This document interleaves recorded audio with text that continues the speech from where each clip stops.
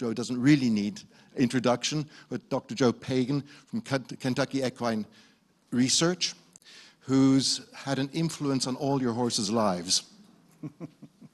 Certainly in the work that he's done and his group have done over the last 30 years or more.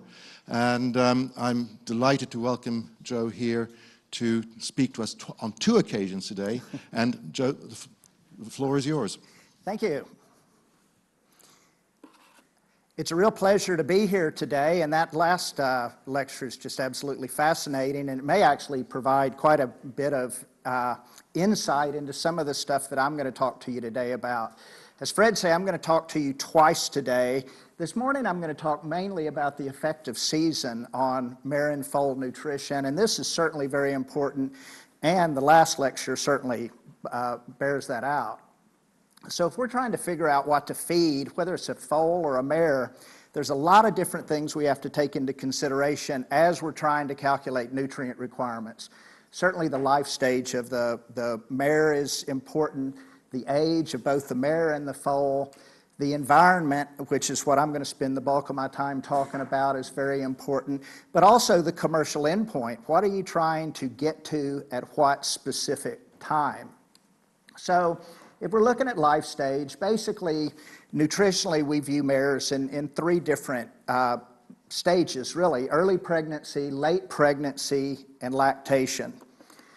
In that early pregnancy stage, the requirements don't change that much. Forage should be the prominent component, but balance is still really important. A balanced ration still needs to be there. And as the last speaker, don't overfeed. So I think that's probably the main mistake that happens during early pregnancy. Of course, the early pregnant mare may be lactating at the same time, so that becomes really a different class of horse. One of the areas we really concentrate on in pregnancy is that 3rd trimester. Energy requirements go up about 30% compared to early pregnancy. Protein and minerals go up even higher, but we've learned through the years that actually a specific type of mineral, trace minerals, are particularly important during the 3rd trimester. So if you look at the fetal growth in a horse, it's not linear. In fact, at 7 months of pregnancy, birth weight, the fetus is only about 20% of the final birth weight, about 2% of the mare's weight, so it's still a little tiny thing, and during that last trimester, you get a lot of fetal development. And from a nutritional standpoint, we want to make absolutely sure that we've got adequate storage of these trace minerals, zinc, manganese, iron, and copper, in the fetal liver, so it is born carrying those trace minerals, because mare's milk's pretty low in those trace minerals, so that's something we focus on. Lactation's a completely different ballgame. Big increase in the requirement for energy, protein, calcium, and phosphorus. Lactating mares have the same energy requirement of racehorses, so they have really high requirements. But what we also know is they're very, very good grazers. They can harvest a lot of those nutrients from the environment. Now, how big a horse is going to ultimately be is going to be genetically predetermined, but we can certainly influence growth rate. And I'm going to talk about that quite a bit this afternoon, but the environment, nutrition, and management is going to change this. Well, what are we trying to achieve? This is a good definition of optimal growth. The rate which results in a desirable body size at a specific age, which is very important, with the least amount of developmental problems. And so that's really our goal when we're trying to feed different horses. Now, we have specific nutrient requirements, and these are kind of the big nutrients that we focus on for mares and foals. Energy, protein, calcium, phosphorus, copper, and zinc, those are sort of the biggies that we look at. We've got a good idea of how much each of these different classes need. The trick is to try to deliver that amount in the environment that the broodmare or the foal actually lives. So I'd like to talk a little bit about some factors that affect growth specifically, and I'll start with age. Foals grow very, very rapidly early on. This graph represents of the total growth that occurs up to 18 months of age, so about the time that you might sell as yearlings, 50% of the total weight gain occurs in the first 6 months. So these foals are developing very rapidly early on, and interestingly, height, 50% of the total gain in the first 18 months occurs in the first 4 months. So you've got very rapid growth occurring very early on. How about gender? How does gender affect the growth of foals? Well, I think any of you who are breeders know that when you're dealing with fillies versus colts, this becomes an issue, not necessarily early in life, but as yearlings, particularly if you're in a prepping situation. This slide shows average daily gain on the left axis, body condition score on the right.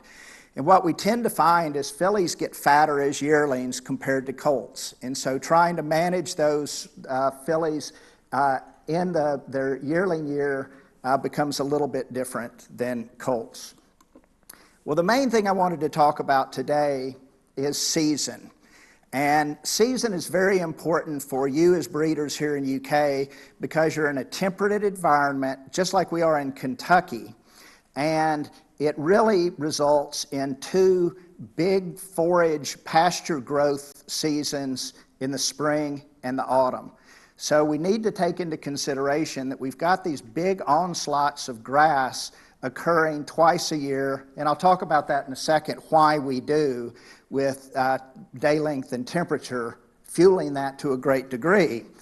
That would be fine, except that's not how we breed thoroughbred horses. We start breeding thoroughbred horses in January. And so we're talking about having foals in January, February, March, April, and May, but the big grass doesn't come until April, into May, here into June. So we have to match what are the requirements and what are they getting out of the pasture when they're born at all these different times, and that becomes really tricky. And this knocks on to their yearling year. So after we get through our spring surveys, here comes the pasture again, and then you begin a sales prepping session. In some instances where you've got a lot of grass, or if you're going to start prepping later, maybe the grass has gone away. So it makes it very tricky. And if you look at this chart here, this is what season mares or foals will enter depending on their birth month. And so if a foal is born in January, it'll be in April a 3-month-old. It's in the middle of the summer when it's 6 months old. It's in January where it's 12. But as you go down and you look at these different months of age, they end up growing up or becoming pregnant through these different seasons. And we know that in those different seasons, the availability of pasture becomes very, very different. And so trying to make that balance is a tricky thing. So I've spent over 35 years weighing foals. So we've weighed foals for a long, long time, beginning in Kentucky with a weighing program, and I'll talk about that more this afternoon. But at this point, we're weighing young horses, and these are all thoroughbred horses all over the world. We've got over 50,000 foal records that we've taken from foals in a lot of different geographic regions. And so we've measured body weight all over the place: England, Australia, Kentucky, India. And India is an interesting place to raise a thoroughbred foal, and I'll show you some data from there before. We measure body weight, we measure withers height, and in many instances, we measure their body condition score. So what I would like to do is give you some sort of indication about how these different environments affect how foals grow at different times of the year. So I'm going to use this type of graph here. So on the y-axis here, I've got the weigh month starting, this is northern hemisphere that I'm showing you here. In January, February on through, we have average daily gain in kilos per day going across time. And then I've color-coded the different seasons of the year. And I want to compare and contrast to UK, Kentucky, Japan, Australia, and India.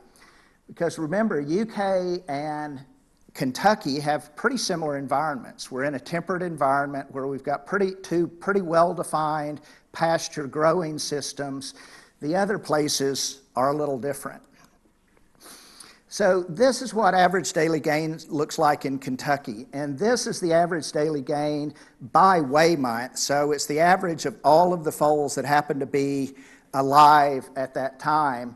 And you see that average daily gain starts above 1.5 kilos a day in the Kentucky foals, drops pretty consistently. You see a larger drop when you enter the summer, and then you see a big dip in the winter. And this is very characteristics of how foals grow in Kentucky, and then you have a big spring upsurge. Now again, this doesn't really tell the whole story because this is every month of birth. This is what it looks like if you separate it into month of birth. So we've got January, February, March, April, and May foals, and these are data from about 5,000 foals. So it's a pretty big data set that we're looking at. So they all start basically with a high average daily gain. You see May foals are gaining at the highest when they start. But the curious thing is when you get into winter, they all slow down. Doesn't really matter how big they are, what age they were, they start to all slow down. And the first time we saw this, we couldn't believe it because when the spring grass came again, look how they increase. And they increase exactly the same regardless of the month of birth. Well, this scale down here I've got as weigh month. Let's change that to month of age, and you see a completely different setup. You see here that in lactation, the average daily gain, the first 4 months, let's say, stays pretty much the same, even up to 6 months. So they're consuming milk for at least the first 4 months, but then see how they scatter when you get out to about 7 months during that weaning period. That's because all of these different age groups are coming into autumn pasture at different ages.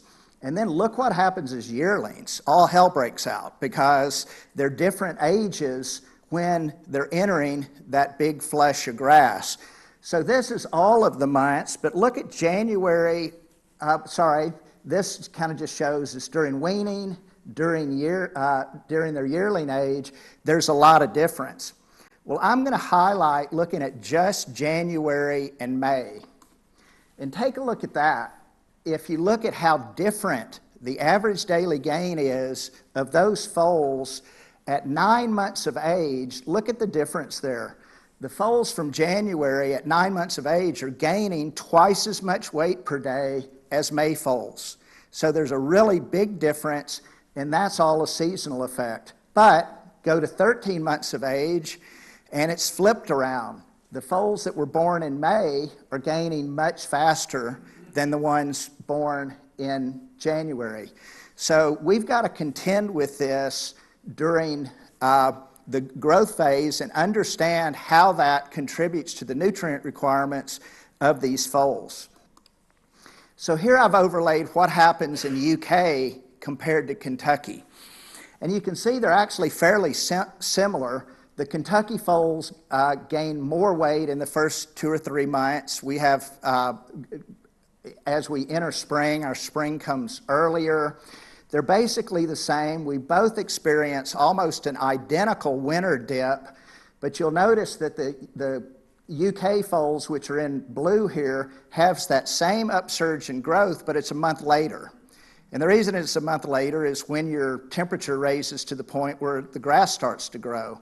But you can see that they're actually very similar, and you can see here this is the UK foal's average daily gain by month of birth. And again, you see exactly the same thing. You see that there's big differences early on when they're still on the mare, but as winter comes, it narrows, and then they all hit this spring growth spurt regardless of their age. So again, if we look at it, this looks a lot like the Kentucky curve, really.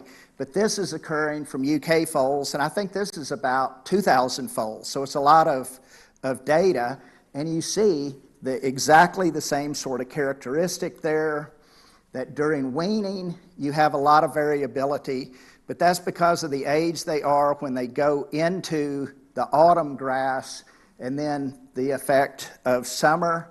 And again, if you look at a January foal versus a May foal, you see big differences there. There's quite a difference in terms of how much a January foal is growing when it's 9 months old versus a May foal, and vice versa at 13, 14 months of age.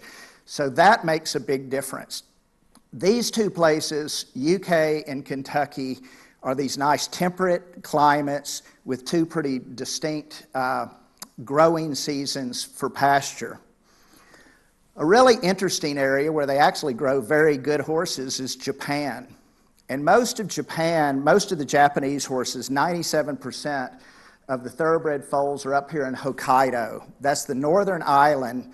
And the green circle that I have there shows sort of the breeding area. And they grow some of the best horses in the world. And they've got fantastic pastures. This is a picture below of a Japanese pasture in the summer and autumn. But unfortunately, that's what the Japanese pasture looks like in the winter.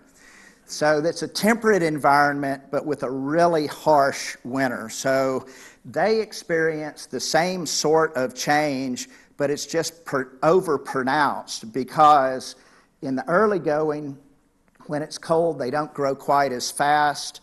And if we compare it to the UK foals, you can see early on they don't grow as fast, but they actually grow well in the summer and autumn of their weanling years. They take a big old dip in the winter, though, because it's a lot of times there's snow, and their compensation is huge. When they come back after that, they have a big compensatory growth. And I'll show you how these different foals are as yearlings, how big they are in just a second. But you see they got there very differently. So the Japanese breeders are concerned about, well, is this a good thing? Should we be going this low in the winter and high in the spring? So recently, this paper, in fact, it was just published last month in May. This was some work that was done by the JRA, and they were interested in looking at this situation where you're raising weanlings and yearlings in like really cold weather. So they took 64 thoroughbred foals from the JRA research facility and some farms around there, and they divided them into two different groups. One group was, and so this is from weanling to yearling, one group was out 22 hours a day. So these foals were left out all the time. They were brought in at 8 in the morning and stayed in till 10:30, then they were kicked back out. That's sort of a normal management system in Japan. They tried something different with the second group. They kept them in all night. They only turned them out from 8:30 to 3:30 in the afternoon. But they put GPS trackers on these horses before they turned them out, and they measured how far they would have naturally walked. The 22-hour group in a day would walk about 8 kilometers. So that was the amount of distance that they normally traveled. The 7-hour group on their own would only go about 3 kilometers. But what they did here is, before they turned them out, they put them on a horse walker, and they exercised them the other 5 kilometers. So both of them had walked the same amount, but then they got put back in the stall at night. And so this is what a nice Japanese pasture looks like in the middle of the winter. They can have lots and lots of snow, and they get really inventive about what they're going to do with managing these horses.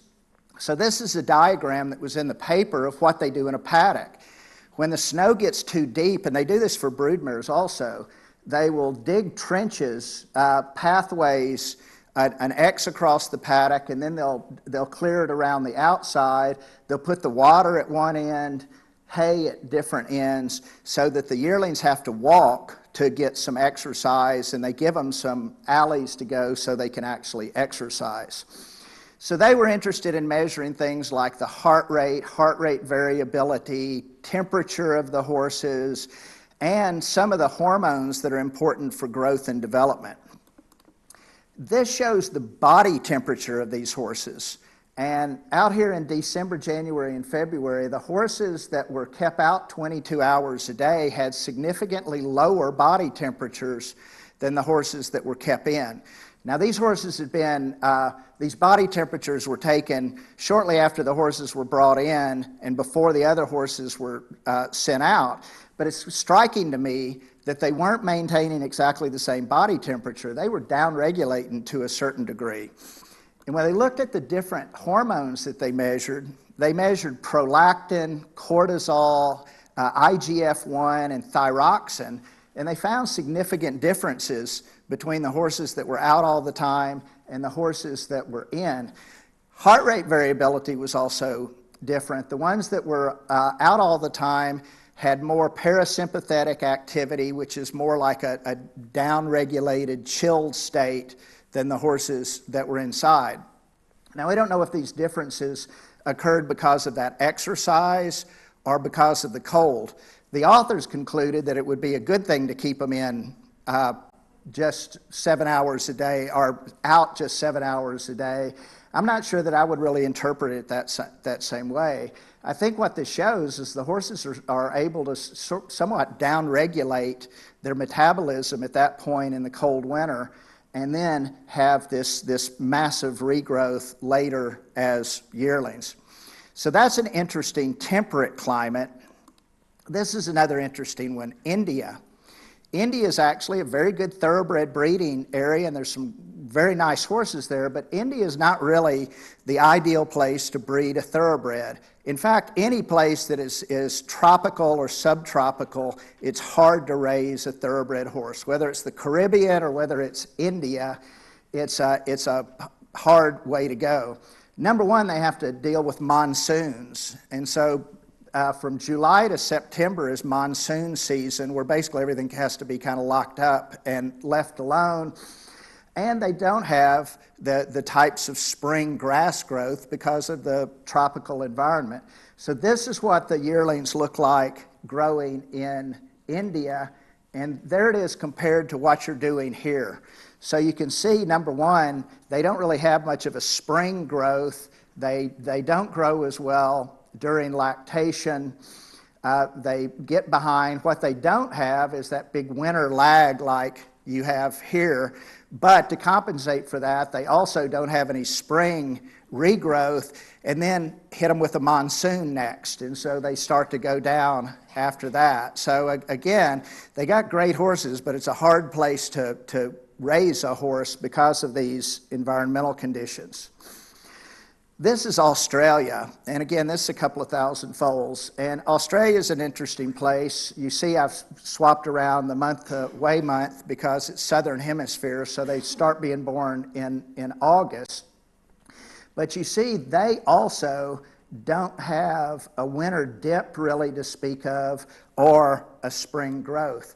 So if you look at Australia versus UK, they grow a lot faster early on during early lactation, during that spring. They don't get the big winter dip, and they don't really get much of a change through the spring. Most of these data are from the Hunter Valley. There, it's a fairly temperate area. They have grass all year, and they also have irrigation, so they can keep the grass growing all year. These are the weather data from Scone in the Hunter Valley, and you can see, down at the worst of times it's 10 degrees. So it's a fairly temperate climate, and they don't have these big peaks and valleys like we have in Kentucky or we have here. So we were interested in seeing, through all of these different gyrations in terms of growth, how big the foals born in the northern hemisphere were in September. So we just took all of the data that we had in September for each of these different areas. The foals in Kentucky averaged 469 kilos, and that was 2,700 foals. UK was 10 kilos lighter, and I'll show you some this afternoon expressing that as a percentile, but foals, yearlings in UK are smaller than yearlings in Kentucky, and I think we've shown that time and time again. Interestingly, the Japanese yearlings, after going through all of those changes, were the same size as the Kentucky foals, but look at India. in September, the average size, and this is 1,400 foals, so this isn't a small population, they were 400 kilos, so they were 70 kilos behind. And these are really good farms doing kind of best practices. It's just hard to do. If we look at height, the size of the yearlings in Kentucky and Japan were not statistically different. The ones in UK were significantly smaller than Kentucky, but by only half a centimeter. So there was a very small difference between, and then India was smaller than all of the different ones. So season, what's actually causing this big seasonal effect? It's temperature and day length are two of the things that are contributing. This top graph shows the temperature and day length here in UK, the bottom in Kentucky. Both of them have the same pattern, that the day length gets longest and the temperature gets highest during the summer, and it's changing during the spring and during the autumn. And it's during those times when you get the most pasture growth. Now, the difference is in Kentucky, we have a bigger swing in temperature and not as big a change in day length because of our latitude. But if you look at what this is doing to growth, it's affecting it two different ways. One, it's affecting it because of pasture growth. And again, if you look when the pasture grows, it's when the day length increases, and pasture regrows as the temperature starts to decrease out of the summer into the autumn. Again, the temperatures that change from UK, which are in red here, is not as extreme as the temperatures that we have in Kentucky. But if you overlay this with those growth patterns that I showed you before, it explains exactly why this is happening. Look at what's happening to the average temperature along the same time. So this is a temperature effect that's happening as the temperature goes up, the ground warms, the soil gets warm enough, the grass starts to grow. Now, there is a really cool organization and website here in UK called the Agricultural and Horticultural Development Board. And they publish these fantastic data about temperature, rainfall, and grass growth. Now they've got different locations around UK, and it's towards the livestock sector, so towards cattle and sheep and whatnot, but they give some fascinating insight to how grass is growing and what's making it grow. So this is one of the graphs they have, and they show it by year also, which is pretty interesting. So this is average peak temperature, which are the blue bars here, and that green line is grass growth, and that's kilograms per hectare of grass growth. Beats the hell out of me how they calculate it, but it's a really cool calculation. But you see, as temperature goes up, there goes grass growth. Now, grass growth starts to drop some in June, even though the temperature goes up, and that's partially explained by rainfall. So you've got to have the two. You need to have some temperature and rainfall. So that's the next parameter in here that you have to look at. So these are the same data for grass growth, but this is rainfall. And I understand, and I can't imagine how it happened with the lovely weather you've got now, but that you had a pretty rainy February that has a big knock-on effect in terms of when it's happening that early without temperature, maybe having a negative effect.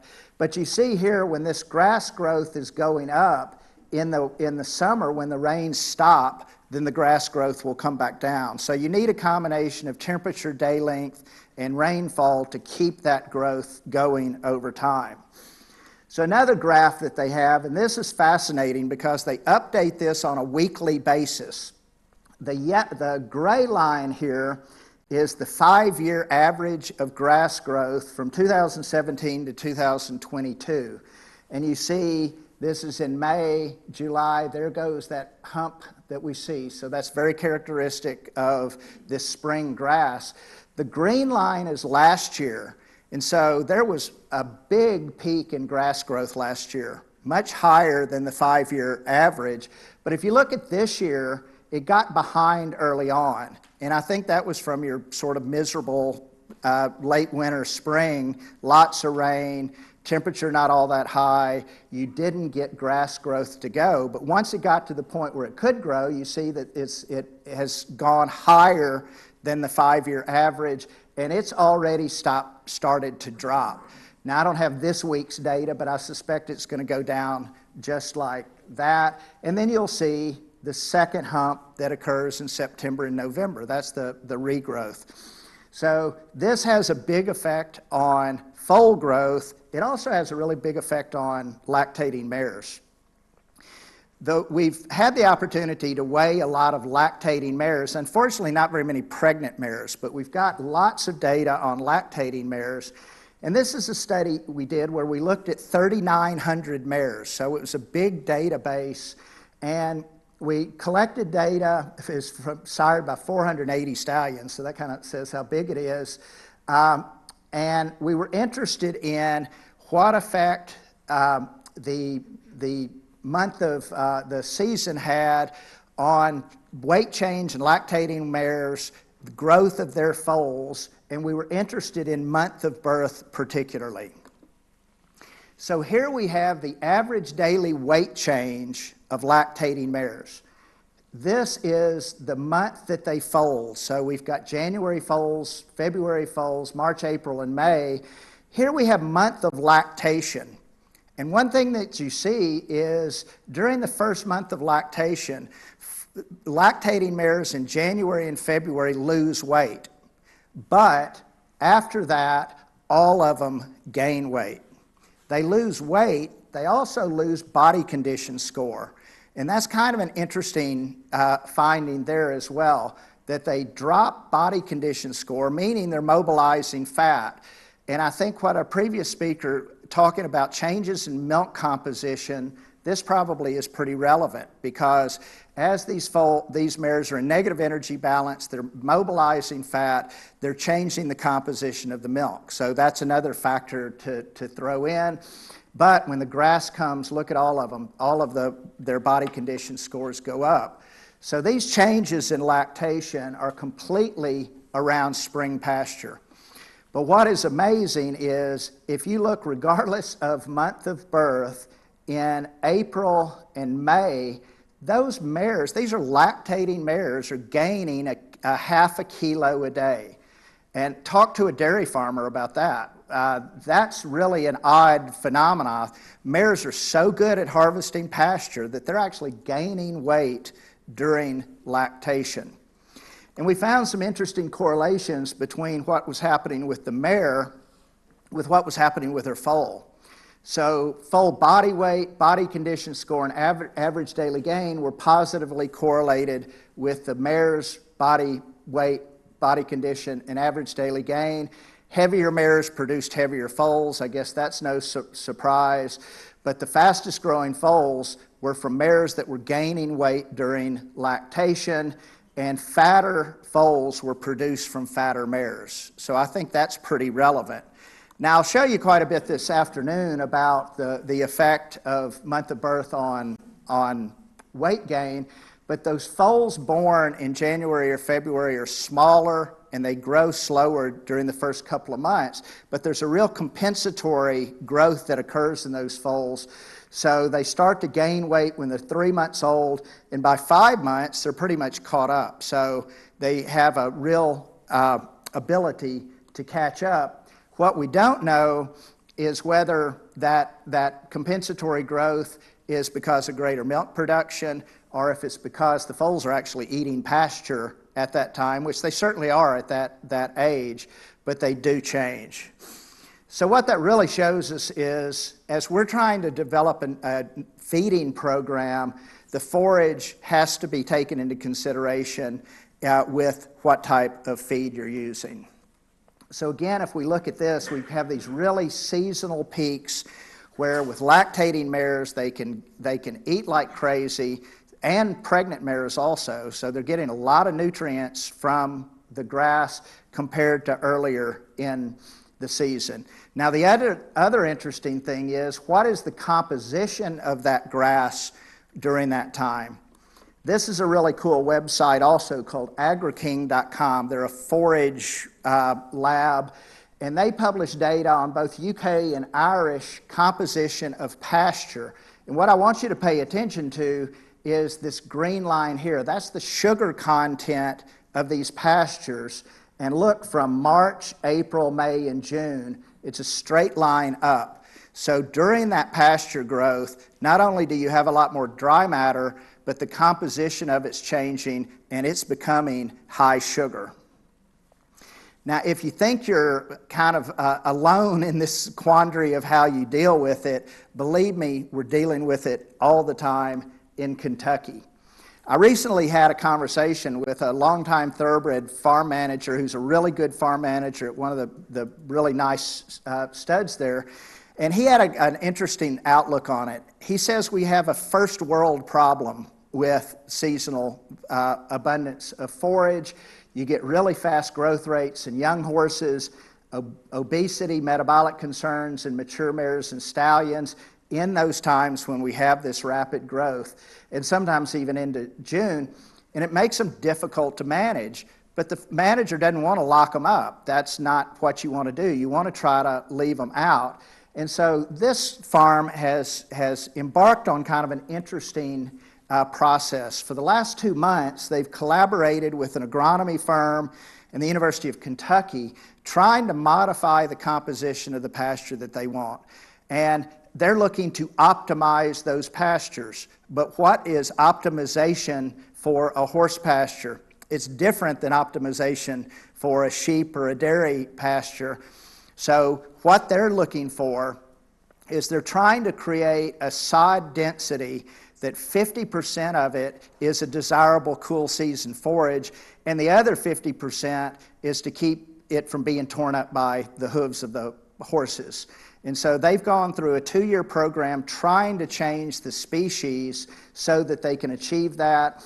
And they've really changed the composition more towards just bluegrass and orchard grass in this quest to try to actually make the pasture a little less different than it is in off time. So that's an interesting attempt to deal with the same problem. What can we do nutritionally? We basically have 2 different types of feeds. And those feeds we'll call a balancer and a full feed. And the difference between them is what level of intake we want them fed at. A balancer we're only going to feed at 0.5 kilo to 1 kilo a day. A full feed we might feed 3 to 5 kilos a day.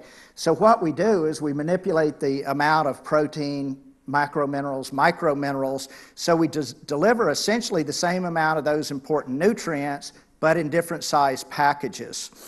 And so the way we decide that, we've got a software program called MicroSteed, and this is an example of a 3rd trimester mare in February. You can feed her almost 4 kilos of feed because the hay's not all that good. This is the contribution in orange to energy, protein, calcium, phosphorus, copper, and zinc. The purple's what's coming out of the feed. We look at acceptable ranges for these various nutrients, and on our stoplight measuring, they're right in our target ranges. So that's fine if you're feeding a 3rd trimester mare in February. Try to feed that same mare, but 3rd trimester in April. Feed her 3.75, 4 kilos of the mare feed, and what you see is the pasture is contributing so much more that we end up where we've got excesses of protein, of energy, of protein, so it's not the appropriate diet. That's where you switch to a balancer. So you'd feed 1 kilo of a balancer. You see it's providing very little in terms of energy and protein, but it's providing these other nutrients that are important so that you can have a balanced diet. So manipulating the amount of the other nutrients to match intake are the way to go. And there's a bunch of farms that we visited here in the UK that are using these balancers even on their young horses because of the grass that you have right now. So finally, I want to share with you kind of an interesting little study that we did recently where, as you know, weather patterns are changing. And they're changing here, they're changing all over the world. They changed big time on us in Kentucky in the 2002 to 2003 season. Now, we've got a big weighing program in Kentucky, so we were able to look at 1,000 foals from the 2002 Kentucky foal crop. And that's actually pretty incredible because that's 13% of the total Kentucky foals that are born. So we've got a big crop of foals, and we compared them to foals from the 5 previous foal crops. Our weather was odd in that we had a fairly wet July, a very dry autumn. So we went into the autumn season okay, but it became very, very dry. Overlay that with temperature changes. These temperature changes didn't occur until January and February, which would be the yearling year for this foal crop, but they were 22 and 21% higher than normal. That's a 5 degree centigrade difference in the average temperature. So we had an extremely warm January and February. And really, this is in the pasture growth zone that will occur. So rather than it waiting until April, where grass starts to grow, March, it started to grow in January and February. So we had a tremendous difference there. And it made a big difference on growth. And this was from, again, 1,000 foals. They grew much slower in the autumn, but then they had a rebound growing faster in the spring. And if you look at the percent change, and this is, you know, a large part of the population, they really slowed down because of that dry autumn. And this lasted into the winter. But when the winter was mild, the grass started to grow, they were 27% faster in growth than the year before.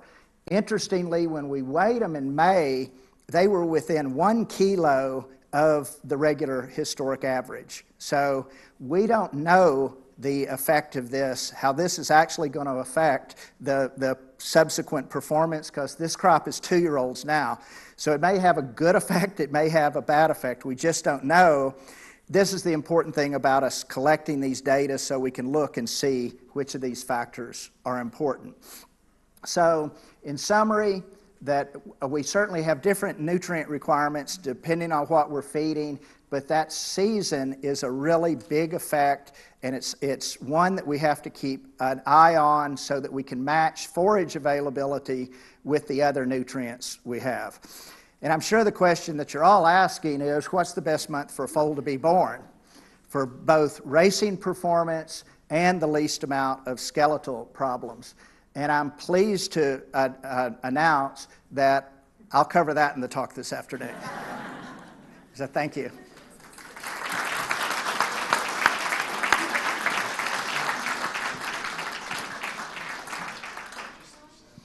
Joe, thank you very, very much for a lot of information and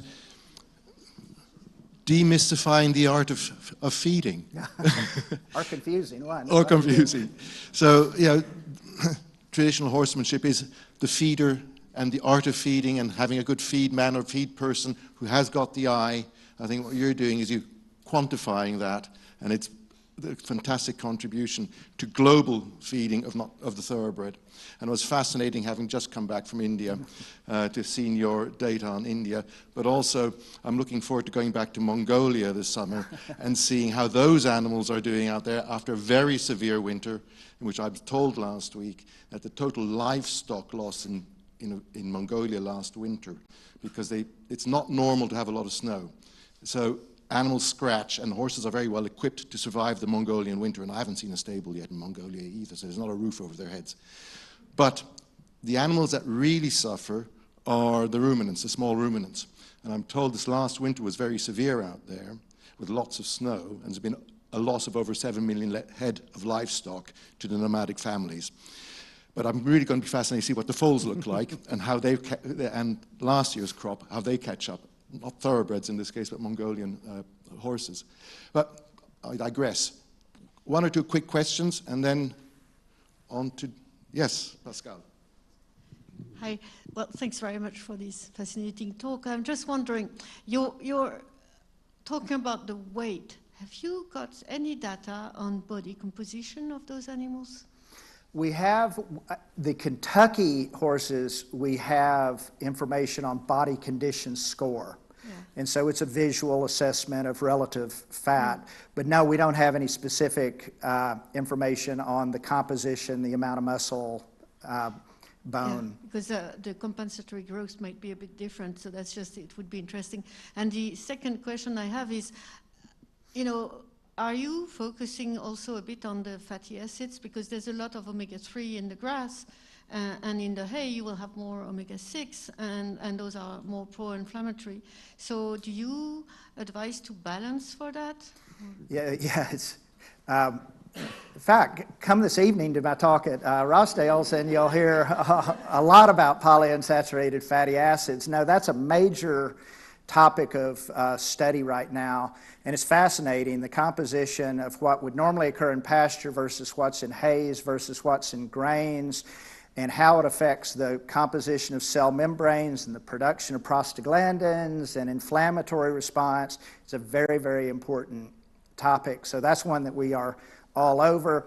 We're developing a dried blood spot test, so you can take a single drop of blood, put it on a little card, send it in, and get 24 fatty acids. So it's a very important area for sure.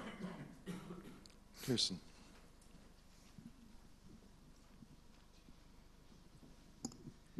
Thank you very much for this fascinating presentation. Just a question based on my own ignorance of matters Kentuckian. You refer to your examination of the 37 farms in the 2022 season. I was under the impression that 22 was the year of the first outbreak of the rotavirus B. Is that correct? Was that 22 or 23? You know, I'm not sure. I think it's 22, the first there year. was, I mean, there's been a couple of different outbreaks of rotavirus. I don't know if that is related to changes in in growth rate, or for that matter, if the changes in environmental conditions might have had an effect on some of these. You are outbreaks. anticipating my question. Yeah. That's what it was. Our understanding in Europe is that the rotavirus B struck in 22 in Kentucky, but continued in 23. So this may well have affected your results in some way. But that's an what? interesting comment. I'd like to see that and look at the medical records of how the foals were on those different studs. Thanks for that. One more, and then we'll have to kick on. Hi, how does the climate that the foals are exposed to then go on to affect them later on in their careers? Well, again, it's the climate that the foal is exposed to affects how big they are at birth and how fast they grow. And so it does have an effect, and I will cover that this afternoon, how differences by month of birth, how it affects their growth rates, and also some parameters of sales performance and skeletal disease. They seem to sort of catch up. They do. And I mean, you know, kind of a sneak preview is that there's some foals that do catch up, including the primiparous ones, that have a compensatory element, and it does contribute to a specific type of skeletal problem. It's actually not OCD, it's sesamoiditis, but I'll talk about that this afternoon. Thank you. Sorry, Stuart Williams, a trainer in Newmarket. I've got a question for Joe. On the first couple of slides, you had the Australian yearlings mixed in with the others, but it wasn't on the height and weight one at the end. Was there any difference in those compared to the European and Japanese ones, American ones? The Australian yearlings tend to be, thank you. The Australian yearlings tend to be as big or bigger than the Kentucky yearlings. So they actually finish off quite large. I didn't have an apples to apples comparison really, because we were talking about in September, which, you know, obviously for Southern Hemisphere wouldn't have been appropriate. But in general, they tend to be big yearlings.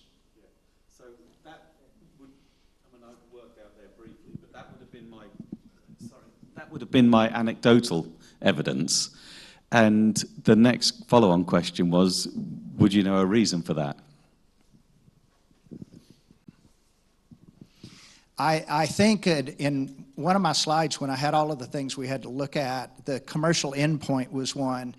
And it's my impression that the type of yearling that's desirable in the Australian marketplace is a bigger, heavier yearling than certainly you would find in UK. So I think they're deliberately addressing that market with the size and the body condition of the yearlings.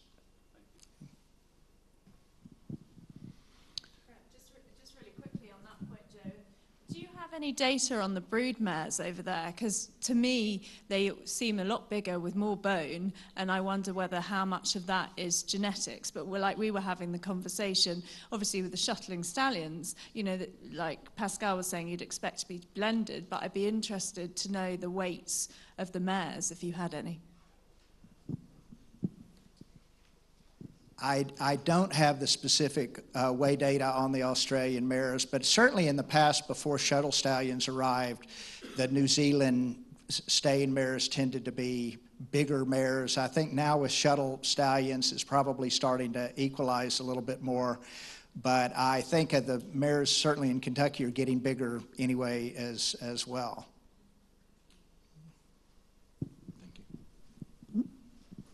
With the Australian question, do you reckon it's the feed, or because they have lack of grass, is it the feeding or the weather that makes them bigger and heavier? A combination of both. Access to grass year-round certainly helps because of the temperate winter and irrigation in the hunter. And they feed a lot of feed. So I think it's a combination of both the availability of pasture, but also the extra feed that's given.